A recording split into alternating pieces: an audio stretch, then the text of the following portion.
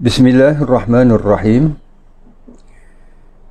Alhamdulillahirrabbilalamin. Wassalatu wassalamu ala ashrafil anbiya'i wal mursalin. Nabiyyina Muhammadin sallallahu alaihi wasallam wa ala alihi wa sahbihi ajma'in. Muslimin dan muslimat yang dikasihi Allah, Assalamualaikum warahmatullahi wabarakatuh. Alhamdulillah, kita merafakkan kesyukuran kita ke hadrat Allah Subhanahu wa ta'ala di atas segala nikmat kurniaannya.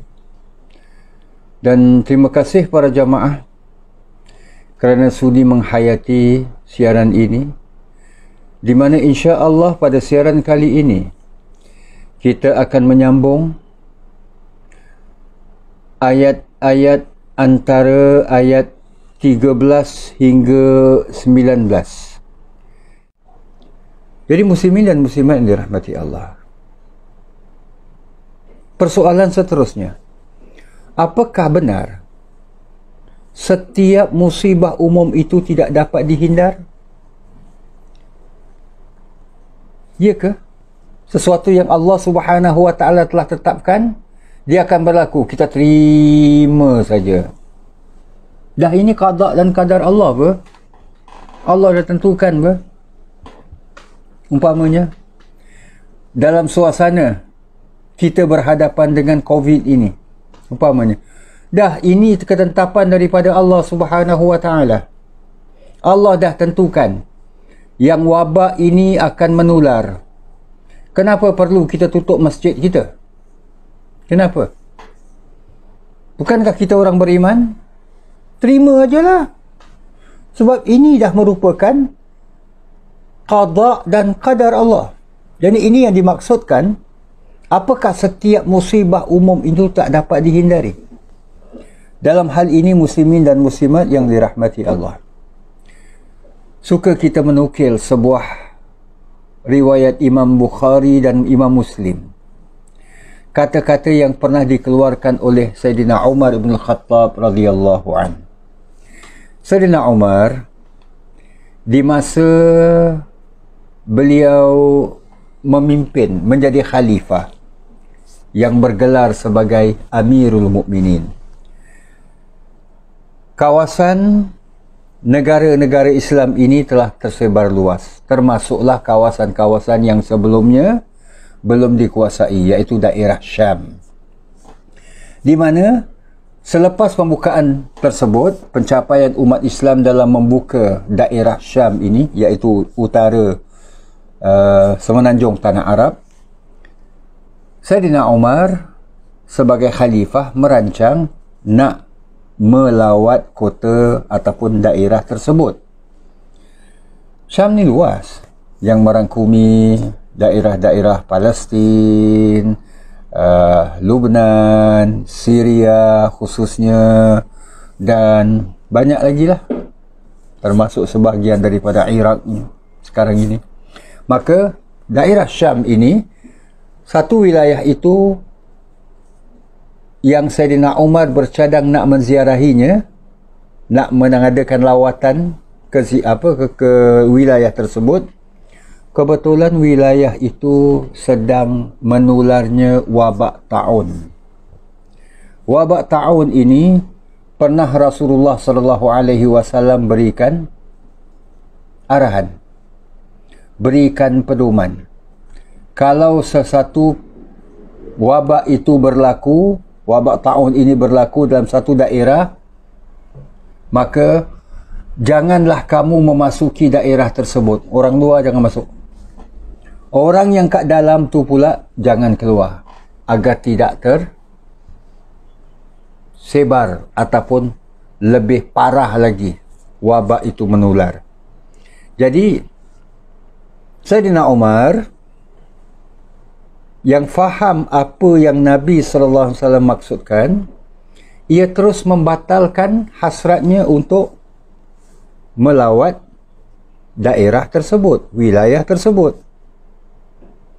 Lalu ada seorang sahabat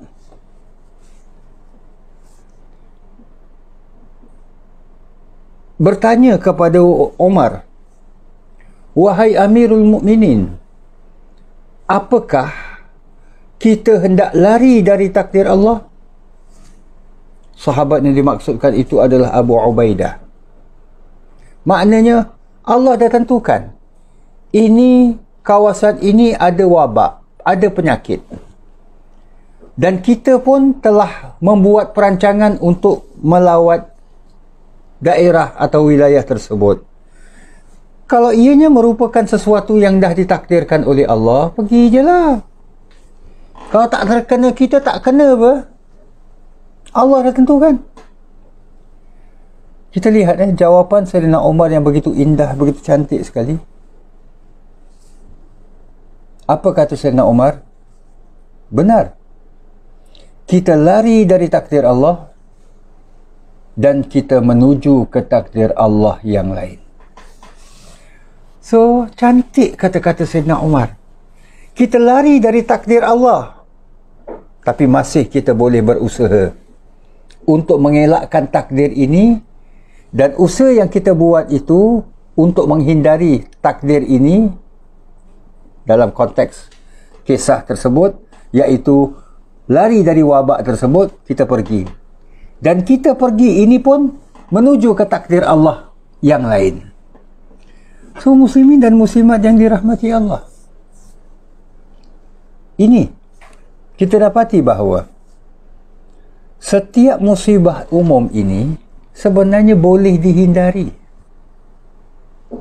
Kita bukanlah kaum yang tersesat dengan fahaman yang mana Allah Subhanahu wa taala bila dah menentukan suatu perkara, kita ini tak boleh berusaha.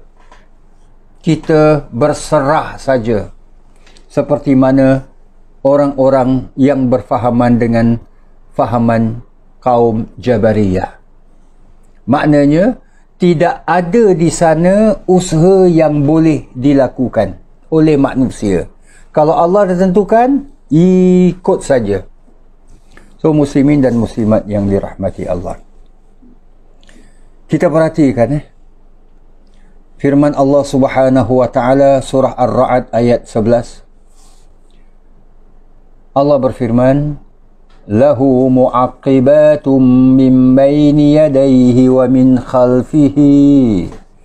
Bagi tiap-tiap orang itu ada malaikat yang menjaganya, silih berganti, dari hadapan dan dari belakangnya. Yahfazunahu min amrillah. Yang mengawas, para malaikat ini mengawas dan menjaganya dari satu bahaya dengan perintah Allah.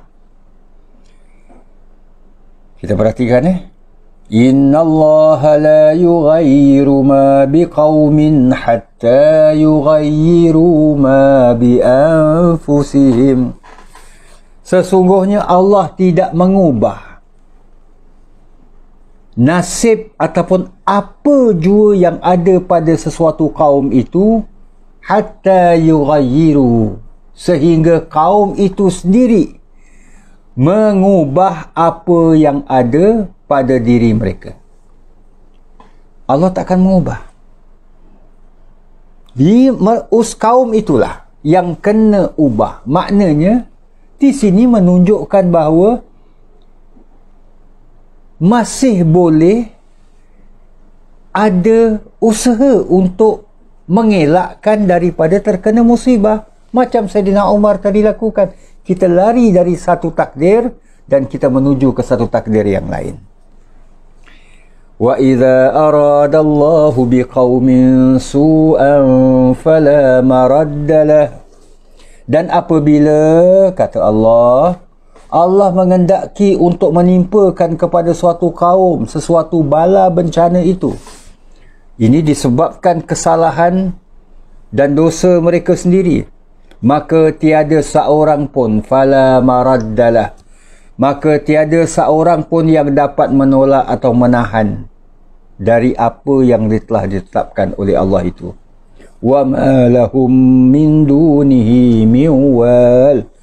dan tidak ada sesiapa yang dapat menolong dan melindungi mereka selain daripadanya. So muslimin dan muslimat yang dirahmati Allah, kita boleh merujuk ayat 11 surah Ar-Ra'd, di mana dapat kita nampak dengan lebih jelas bahawa sesuatu musibah itu sebenarnya boleh terhindar dengan usaha yang kita buat. Jadi muslimin dan muslimat yang dikasihi Allah, kalau kita ambil contoh pandemik yang sedang kita hadapinya sekarang ini, yang dikenali dengan COVID-19, kita dapati bahawa ia musibah yang umum, menimpa di semua negara, di mana daerah sekalipun. Tapi apakah kita menerimanya begitu saja? Tak. Perlu ada langkah-langkah pencegahan. Kalau yang dah tertimpa pun, yang dah terkena sekalipun, masih ada usaha-usaha yang boleh dilakukan. Jangan mengakibatkan kepada orang lain yang belum terkena terjangkit sama. Itu satu. Yang kedua, sendiri yang terkena penyakit itu diasingkan dan dirawat dengan sewajarnya. So ini antara lainlah sebahagian daripada banyak lagi langkah-langkah yang boleh dilakukan. Maknanya ada di sana usaha yang Allah Subhanahu Wa Taala berikan. So akhirnya dalam persoalan ini muslimin dan muslimat yang dirahmati Allah, kesimpulan daripada isu ini, dan kita kembali kepada persoalan orang-orang ashabal qaryah, seperti mana yang Allah Subhanahu Wa Taala jelaskan pada ayat 18 surah Yasin ini. So kita dapati bahawa setiap buruk dan baik datangnya dari Allah. Jadi ini yang dinamakan dengan qada dan qadar Allah. Dalam hadis tadi kan kita dah maklum, dan hadis yang berkaitan dengan beriman dengan qada dan qadar ini banyak. So kita kena beriman bahawa setiap qada, ketetapan Allah, ketentuan Allah, dan juga qadar yang kita istilahkan sebagai takdir Allah, kita terima. Sama ada takdir itu, ketetapan itu baik ataupun buruk. Manusia dalam pada itu diberi kuasa untuk berusaha bagi mendapatkan yang baik dan mengelakkan yang buruk. Meskipun ia merupakan ketetapan daripada Allah, tapi Allah mengurniakan kepada manusia ini keupayaan untuk berusaha. Sebab itu antara hikmah kalau kita perhatikan, kenapa COVID-19 ini tidak berlaku umpamanya 200 tahun dulu, ataupun tidak pernah berlaku pada zaman tua-tua kita dulu, umpamanya lah pada tahun 50-an ke tahun 60-an ke. Tapi kenapa baru sekarang ini berlaku dengan teknologi yang cukup canggih dan sebagainya? So muslimin dan muslimat yang dirahmati Allah, pasti ada hikmahnya, di mana manusia pada ketika ini Allah beri keupayaan yang mana mungkin pada tahun 60-an, tahun 50-an ataupun pada 200 tahun dulu, contoh saja, tidak punya keupayaan tersebut. Kemudian usaha yang dibuat manusia itu, jika berjaya, sebab disuruh untuk kata orang tu berusaha mendapatkan yang baik dan mengelakkan yang buruk kan. Jika manusia itu dalam usahanya berjaya, ia juga dalam takdir Allah.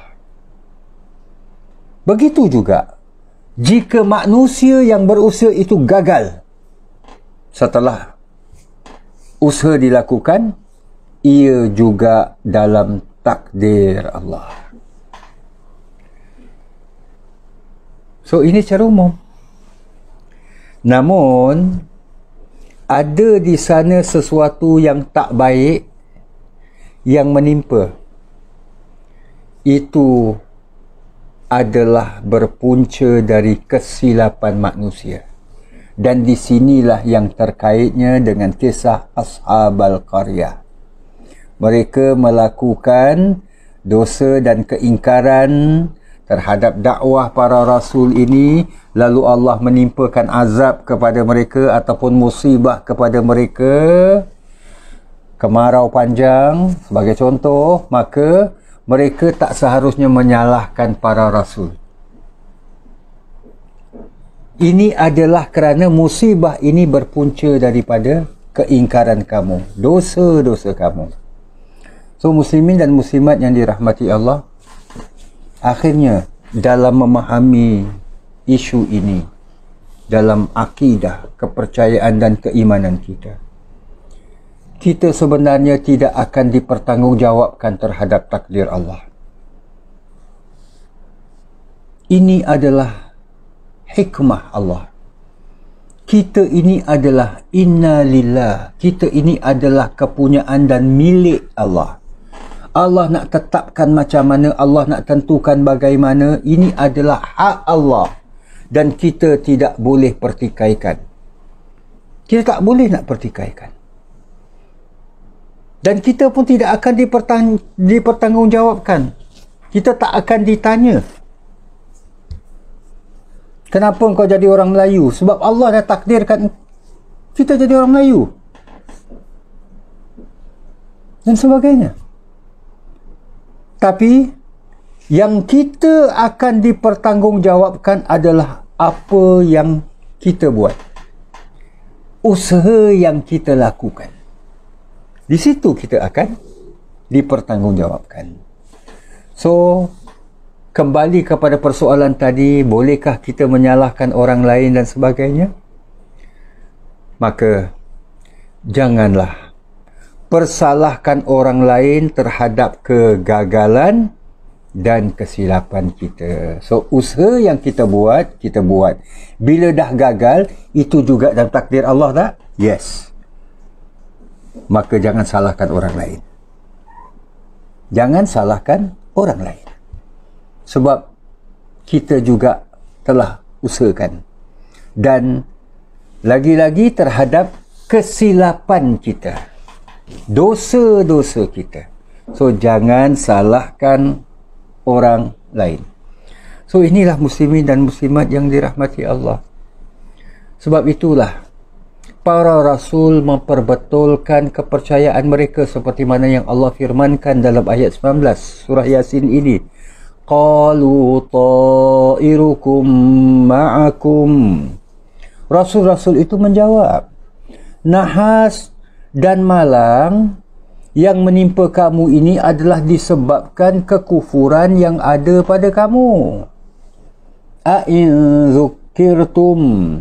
Patutkah kerana kamu diberi peringatan dan nasihat pengajaran, maka kamu mengancam kami dengan apa yang kamu katakan? Bal antum qaumum musrifun. Kamu ini sebenarnya bukanlah orang-orang yang mahu insaf. Sebaliknya bahkan kamu adalah kaum yang musrifun, kaum yang melampau.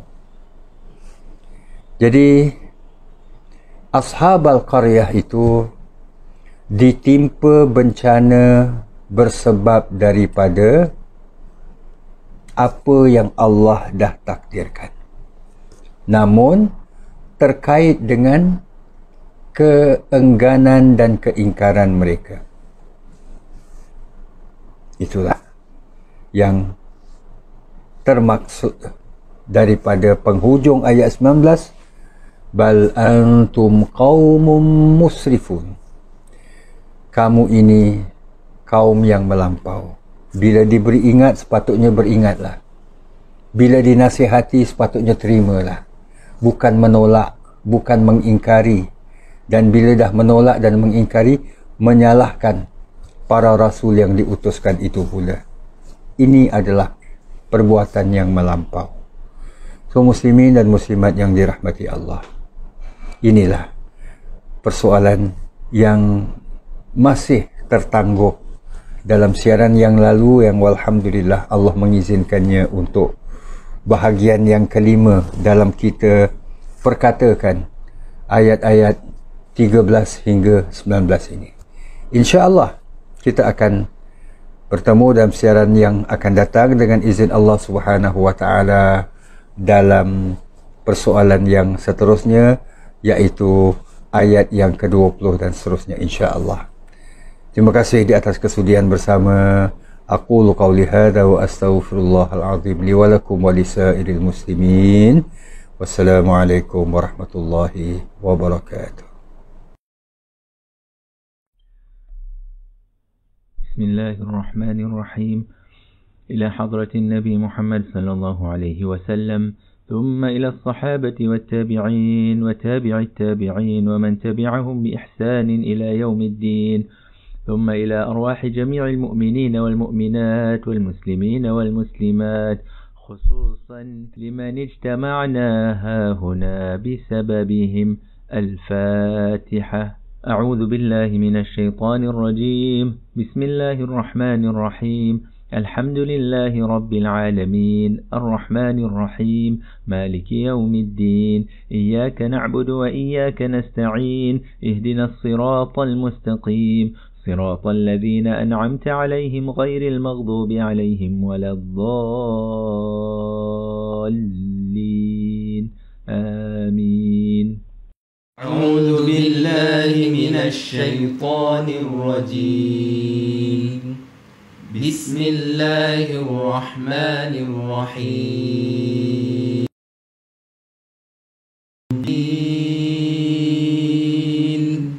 والقرآن الحكيم، إنك لمن المرسلين على صراط مستقيم، تنزيل العزيز الرحيم، لتنذر قوما ما أنذر آباؤهم فهم غافلون. لقد حق القول على أكثرهم فهم لا يؤمنون. إنا جعلنا في أعناقهم أغلالا فهي إلى الأذقان فهم مقمحون. وجعلنا من بين أيديهم سدا ومن خلفهم سدا فأغشيناهم فهم لا يبصرون. وسواء عليهم أأنذرتهم أم لم تنذرهم لا يؤمنون. إنما تنذر من اتبع الذكر وخشي الرحمن بالغيب، فبشره بمغفرة وأجر كريم. إنا نحن نحيي الموتى ونكتب ما قدموا وآثارهم، وكل شيء أحصيناه في إمام مبين. واضرب لهم مثلا أصحاب القرية إذ جاءها المرسلون، إذ أرسلنا إليهم اثنين فكذبوهما فعززنا بثالث فقالوا إنا إليكم مرسلون. قالوا ما أنتم إلا بشر مثلنا وما أنزل الرحمن من شيء إن أنتم أنتم إلا تكذبون قالوا ربنا يعلم إنا إليكم لمرسلون وما علينا إلا البلاغ المبين قالوا إنا تطيرنا بكم لئن لم تنتهوا لنرجمنكم وليمسنكم منا عذاب أليم قالوا طائركم معكم أئن ذكرتم بل أنتم قوم مسرفون وجاء من أقصى المدينة رجل يسعى قال يا قوم اتبعوا المرسلين اتبعوا من لا يسألكم أجرا وهم مهتدون وما لي لا أعبد الذي فطرني وإليه ترجعون أأتخذ من دونه آلهة إن يردني الرحمن بضر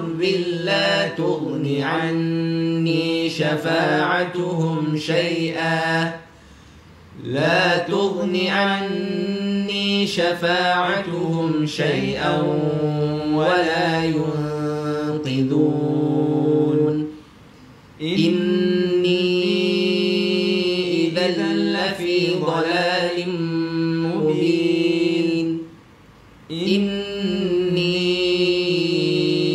آمنت بربكم فاسمعون قيل ادخل الجنة قال يا ليت قومي يعلمون بما غفر لي ربي وجعلني من المكرمين وما أنزلنا على قومه من بعده من جند من السماء وما كنا منزلين إن كانت إلا صيحة واحدة فإذا هم خامدون يا حسرة على العباد ما يأتيهم من رسول إلا كانوا به يستهزئون ألم يروا كم أهلكنا قبلهم من القرون أنهم إليهم لا يرجعون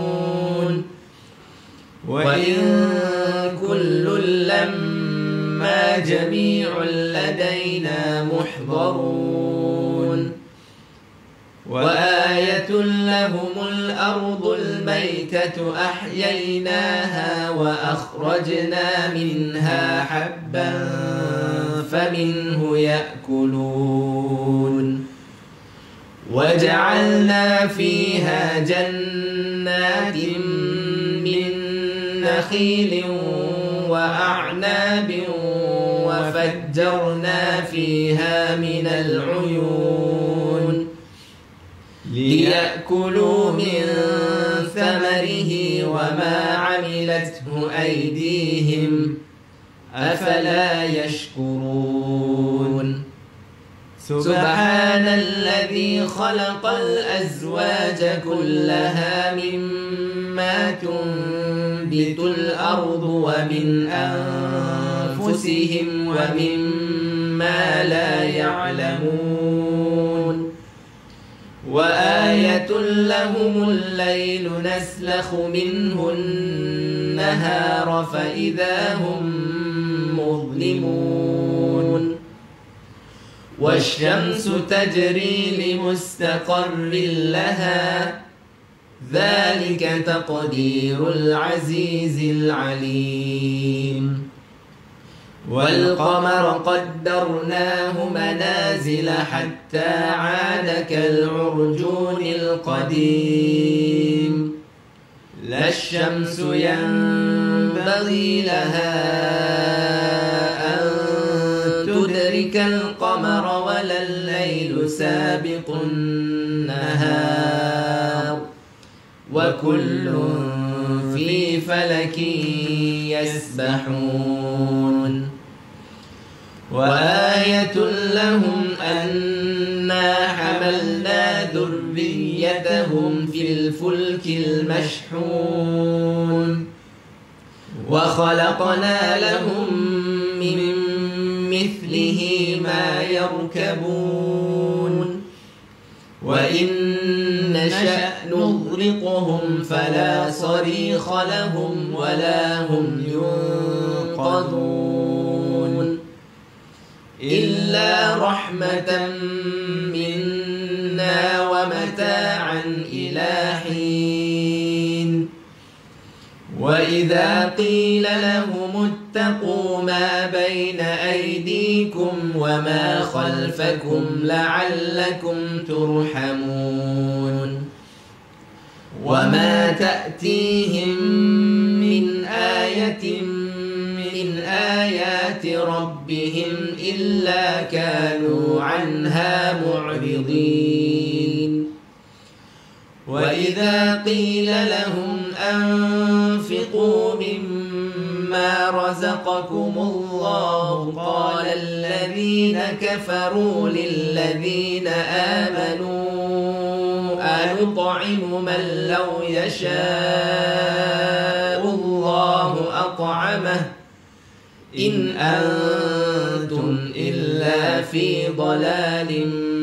مبين ويقولون متى هذا الوعد إن كنتم صادقين ما ينظرون إلا صيحة واحدة تأخذهم وهم يخصمون فلا يستطيعون توصية ولا إلى أهلهم يرجعون ونفخ في الصور فإذا هم من الأجداث إلى ربهم ينسلون قالوا يا ويلنا من بعثنا من مرقدنا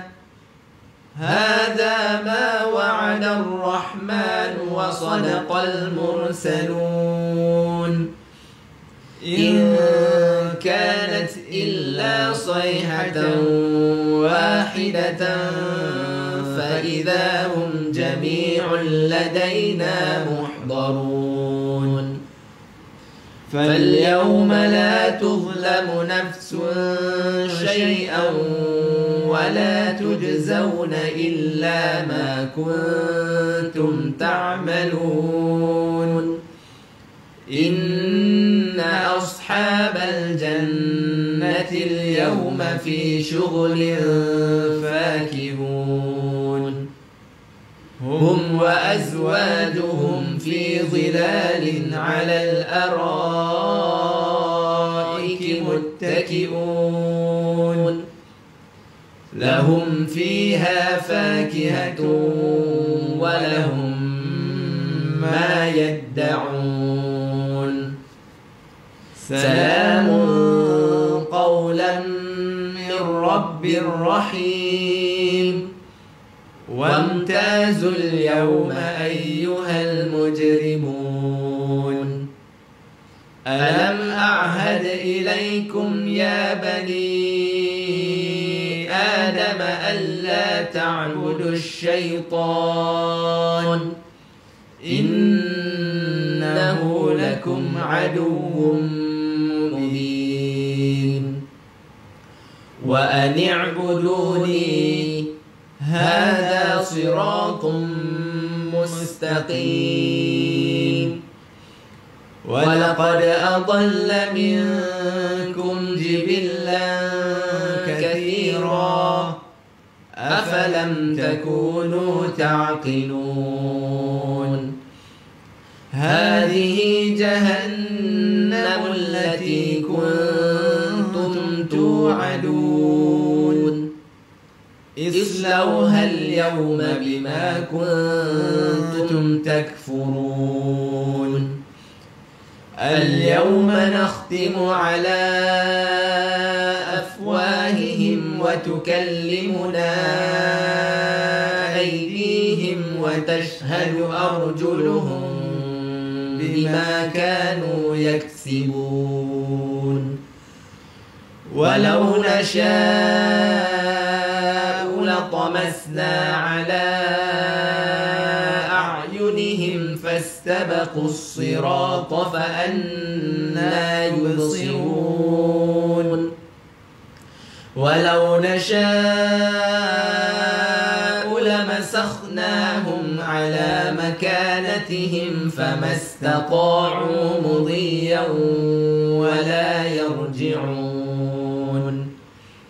ومن نعمره ننكسه في الخلق أفلا يعقلون وما علمناه الشعر وما ينبغي له إن هو إلا ذكر وقرآن مبين لينذر من كان حيا ويحق القول على الكافرين أولم يروا أنا خلقنا لهم مما عملت أيدينا أنعاما فهم لها مالكون وذللناها لهم فمنها ركوبهم ومنها يأكلون ولهم فيها منافع ومشارب أفلا يشكرون واتخذوا من دون الله آلهة لعلهم ينصرون لا يستطيعون نصرهم وهم لهم جند محضرون فلا يحزنك قولهم إنا نعلم ما يسرون وما يعلنون أولم ير الإنسان أنا خلقناه من نطفة فإذا هو خصيم مبين وضرب لنا مثلا ونسي خلقه قال من يحيي العظام وهي رميم قل يحييها الذي أنشأها أول مرة وهو بكل خلق عليم الذي جعل لكم من الشجر الأخضر نارا فإذا أنتم منه توقدون أوليس الذي خلق السماوات والأرض بقادر على أن يخلق مثلهم بلى وهو الخلاق العليم إنما أمره إذا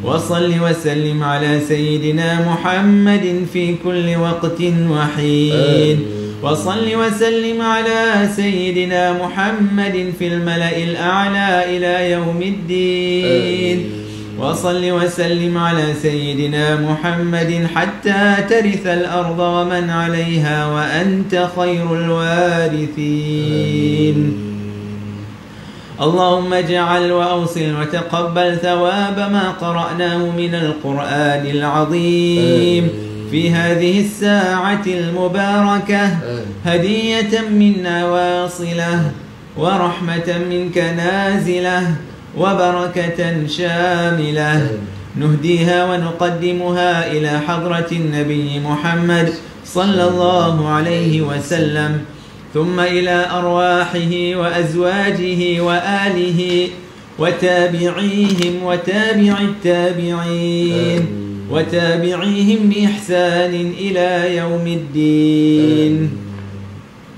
اللهم اجعل ثوابا مثل ثواب ذلك مع مزيد برك وإحسانك إلى أرواح من اجتمعنا هنا بسببهم. أوصل اللهم ثواب ذلك منا إليهم واجعله نورا يسعى ويتلألأ بين أيديهم وضاعف اللهم رحمتك ورضوانك علينا وعليهم. اللهم اجعله فكاكا لهم من النار ونجاة لهم من النار وسترا لهم من النار وفداء لهم من النار. اللهم اغفر لهم وارحمهم وعافهم واعف عنهم. اللهم اغفر لهم وارحمهم وعافهم واعف عنهم. اللهم اغفر لهم وارحمهم وعافهم واعف عنهم. ثم ثوابا مثل ثواب ذلك إلى أرواح والدينا ومشايخنا ووالديهم ومشايخهم وجميع المسلمين والمسلمات من مشارق الأرض إلى مغاربها.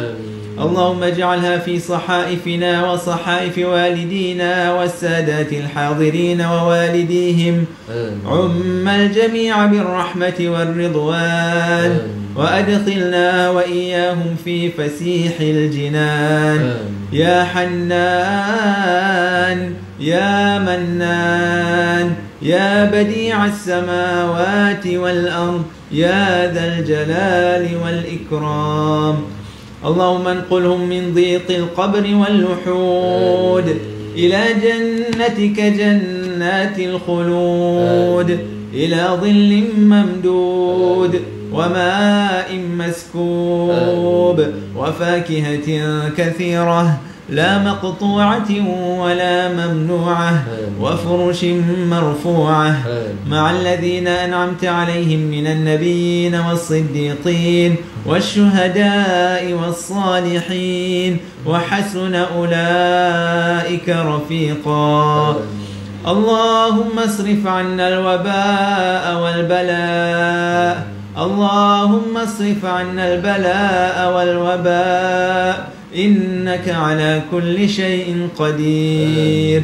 اللهم اصرف عنا هذا البلاء وقنا شر الداء ونجنا من الطعن والطاعون والوباء. الطف بنا يا لطيف الطف بنا يا لطيف الطف بنا يا لطيف يا خبير إنك على كل شيء قدير.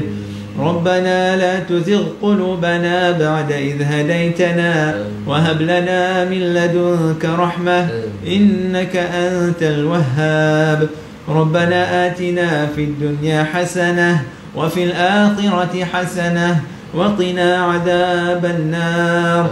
وصلى الله على سيدنا محمد وعلى آله وصحبه وسلم والحمد لله رب العالمين. الفاتحة. بسم الله الرحمن الرحيم. الحمد لله رب العالمين الرحمن الرحيم مالك يوم الدين إياك نعبد وإياك نستعين اهدنا الصراط المستقيم صراط الذين أنعمت عليهم غير المغضوب عليهم ولا الضالين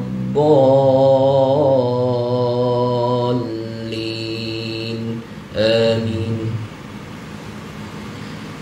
بسم الله الرحمن الرحيم. ربنا تقبل دعاءنا وقيامنا وركوعنا وسجودنا وتمم تقصيرنا يا الله يا كريم. دعواهم سبحانك اللهم وتحيتهم فيها سلام وآخر دعواهم ودعوانا عن الحمد لله رب العالمين. تقبل الله منكم منا ومنكم تقبل يا كريم.